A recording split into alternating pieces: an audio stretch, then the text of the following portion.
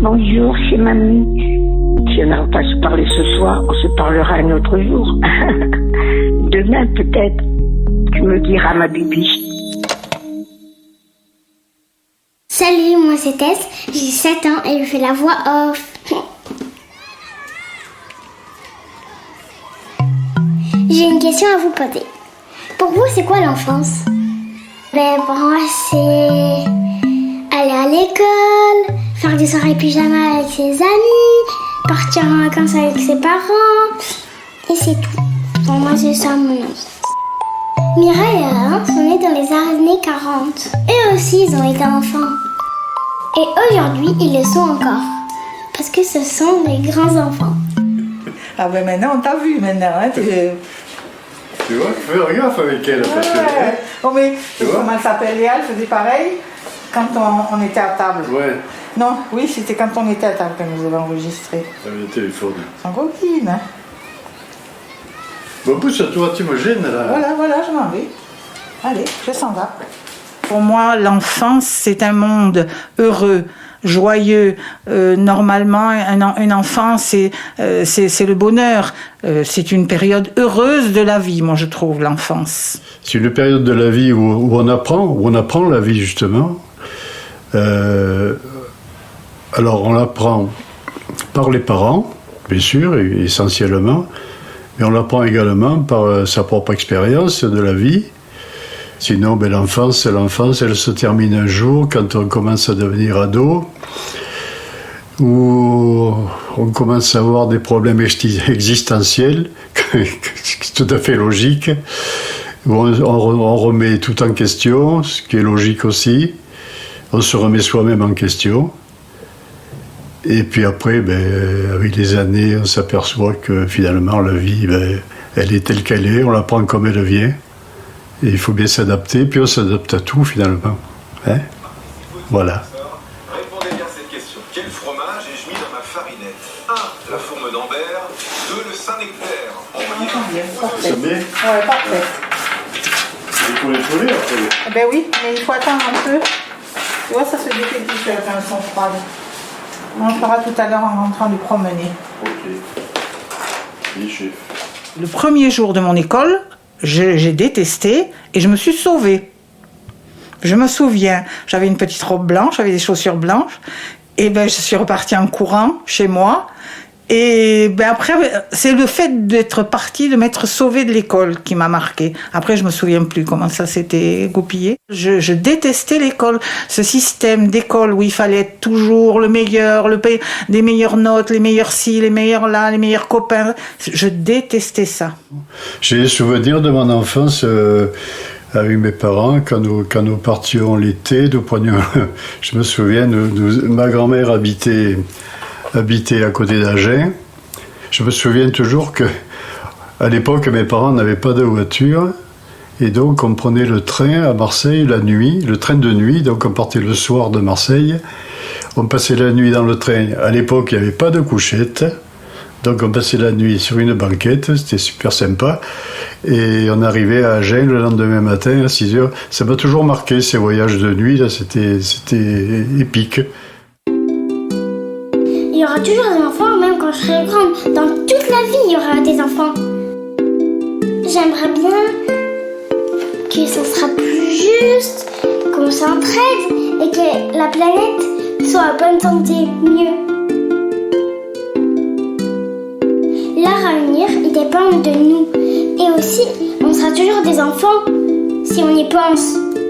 Et si on y pense et qu'on l'est, on sera.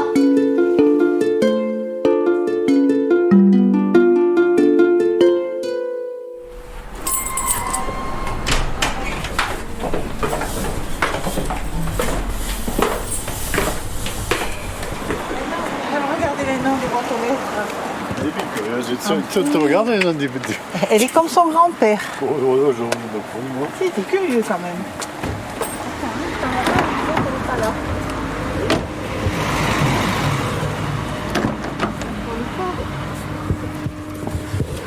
On l'a pas perdu. Elle est là? Oui. On était quand même 5 filles à la maison. On avait un frère, mais on était séparés de lui parce qu'il avait un handicap et à cette époque-là, on vivait pas avec les handicapés. Et puis, ce que je regrette un peu, c'est qu'on n'est pas, on avait entre mes sœurs, on n'est pas soudés, on n'a pas cet esprit de... Les liens, on dit que les liens du sang sont pas si forts que ça, mais je crois que c'est vrai. On a peut-être des amis ailleurs plus fortes qu'avec les personnes qui ont le même sang que nous. Avec ma mère, ça se passait bien parce que comme j'étais le petit dernier, donc j'étais un peu gâté, mais vu son caractère et vu le mien, quelquefois ça faisait un peu des étincelles.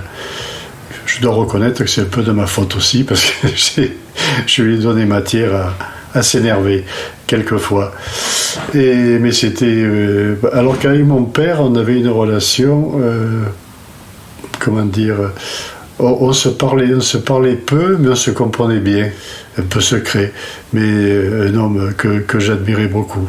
Je ne veux pas dire par là que j'en aimais plus l'un que l'autre, je les aimais tous les deux, mais d'une façon différente. Et mon papa, on avait une petite connivence tous les deux. J'étais très proche de lui et moi, il m'a beaucoup manqué parce il nous apportait l'affection que maman nous donnait pas. Elle savait pas faire. C'est pas qu'elle voulait pas. Mais elle, peut-être que quand elle était plus jeune, elle en a pas eu non plus. C'est vrai que si j'avais des petits soucis d'amoureux, des petits soucis féminins même, j'allais pas vers maman, elle aurait pas su. Quand j'ai eu mes premières règles, elle m'a dit tu vas saigner, c'est normal, c'est comme ça.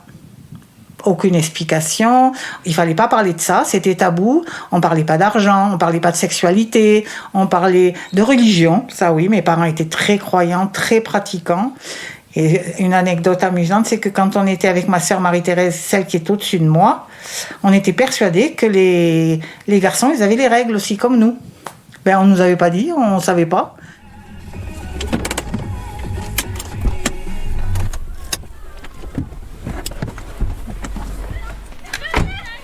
Tu veux t'asseoir un peu ? Perdre la respiration. Non, mais...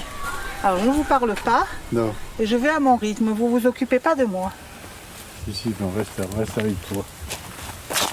Bon, c'est pas bien long, mais... Regarde un peu. Tu veux bien faire tes petites chansons, papy ?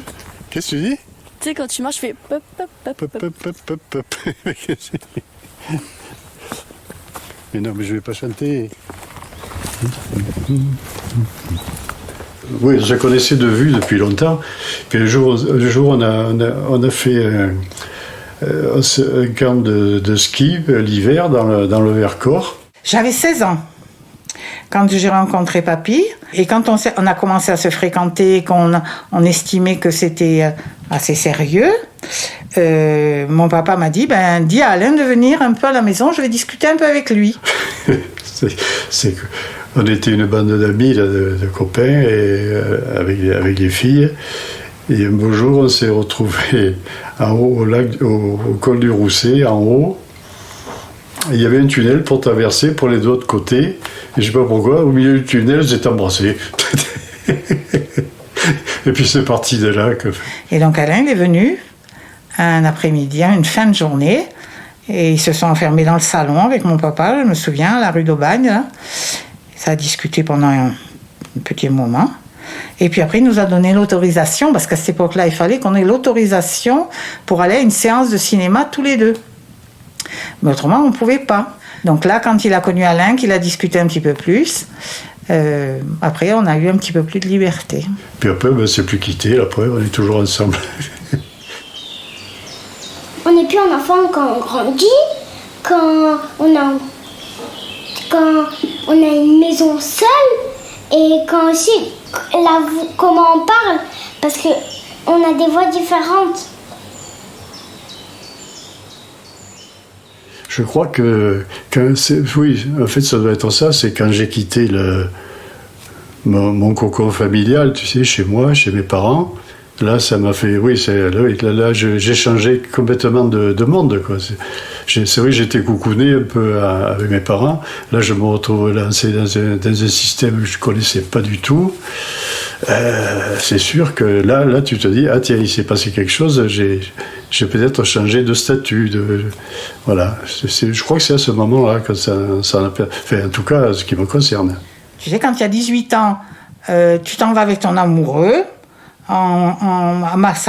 Ses parents m'ont amené passer quelques jours à Sisteron. Et c'était le week-end de Pâques. Quand on est rentré, ma sœur aînée m'attendait pour me dire que mon papa avait eu un accident de voiture. Il est resté 3 mois dans le coma, il est parti, il ne s'est jamais réveillé. Quand tu as 18 ans, en plus l'accident de mon papa s'est passé le jour de mes 18 ans, là tu deviens adulte rapidement. Surtout que ma maman nous a textuellement dit quand elle a perdu papa, moi j'ai tout perdu. On lui a dit non, on est là. Non, mais moi j'ai tout perdu. D'un air de dire, c'est pas vous qui allez... Après, je le comprends maintenant avec l'âge. C'était un couple qui s'entendait très bien et qui était très proches l'un de l'autre. Mais nous, en tant que gamins, on s'est dit, elle a perdu papa, elle s'intéresse plus à nous. Mais finalement, après, au fur et à mesure des années, elle nous a réclamé l'amour maternel qu'elle nous a pas donné. Il a fallu que nous, on le lui donne. Attention, si vous trouvez un fan ou pensez abandonner, n'approchez pas. Sa mère n'est jamais loin et reviendra le chercher lorsque vous serez parti. Ne le touchez surtout pas. Votre odeur déposée sur son pelage masquerait son identité olfactive à la chevrette. Et oui, c'est le nom de Madame Chevreuil. Voilà. D'accord. Alors, si tu vois les chevreuils, fais gaffe. Moi, j'ai jamais vu. On est venu quelques fois, on n'a jamais vu d'animaux. Les oiseaux, c'est tout. Il n'y a pas le chevreuil par là. Ah merde, j'ai pris le truc dans l'œil. Chaque enfant de chaque génération a ses avantages, mais c'est vrai que le principal souci, c'est qu'ils ont une planète en mauvais état. Vu le développement de la civilisation actuelle, je suis un peu inquiet pour l'avenir parce que il se passe trop de choses dans le monde qui sont inquiétantes. Les nationalismes reprennent le dessus un peu partout. Et je trouve que ça provoque un grand risque. Là, actuellement, nous sommes témoins de plusieurs conflits qui se déroulent dans le monde. Et comme je te dis, avec l'émergence des nationalismes qui est de plus en plus évidente, je crains pour l'avenir, pour les jeunes sur ce plan-là. Moi, j'ai foi en l'être humain. Je sais que des amis, des fois, quand on discute, me disent « Oh, toi, Mireille !» Non, moi, je crois que l'être humain...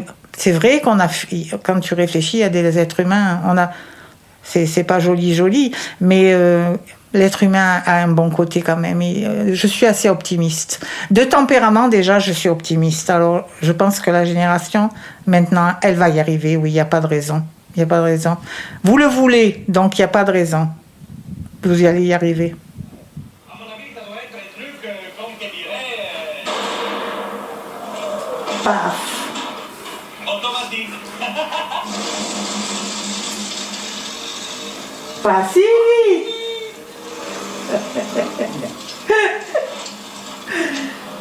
Tu vois?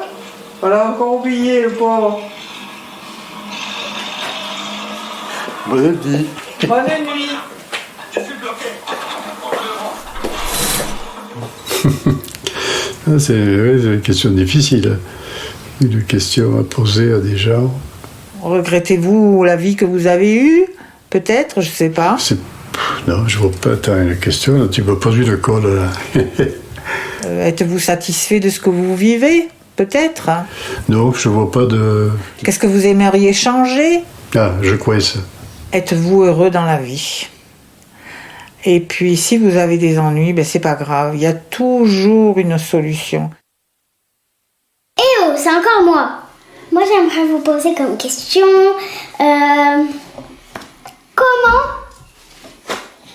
Comment les bébés naissent?